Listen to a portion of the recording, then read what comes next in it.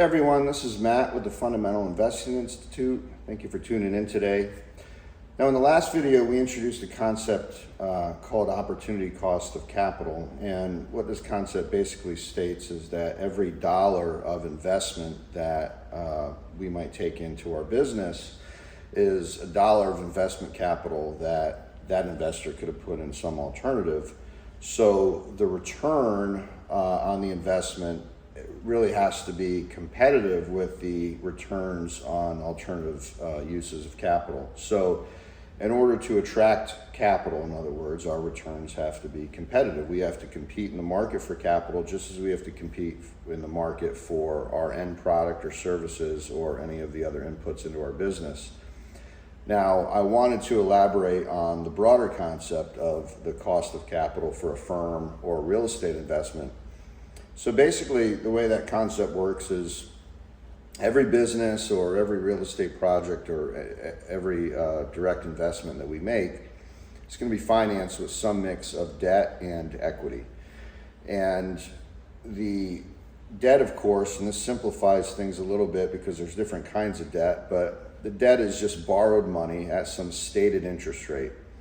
And that market, there's a lot of information that's available to me, available to any business owner about interest rates and what the cost of that debt is. So that's an observable variable. Now, the equity, on the other hand, the equity returns or the cost of equity, that's really much more implied, again, based on opportunity costs. So if I'm trying to attract equity capital, I really have to be cognizant of the returns on different alternatives that's available to that equity investor. Now, based on that concept of the mix of debt and equity, we have the capital structure. The capital structure is just the mix of debt and equity in the business as percentages of the total. So, for example, maybe I finance my business with 60% equity and 40% debt. So we use that term capital structure in the business world, but then in real estate we have a similar concept, really the same thing. We call it the capital stack. The capital stack is, again, the mix of debt and equity in the real estate project.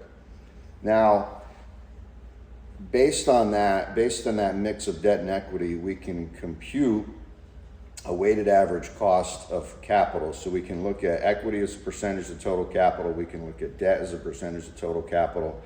We can multiply those weights by their respective costs, and we can add them together. And that total cost of capital, assuming that we're maintaining that capital mix more or less for the duration of the business, that's really our hurdle rate. And this is the big takeaway of today's video.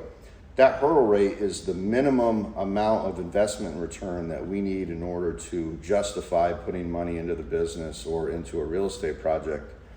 So we'll go into this in more detail, but today that's really the takeaway. It's this idea of understanding our cost of capital and using that in every strategic and financial decision that we use.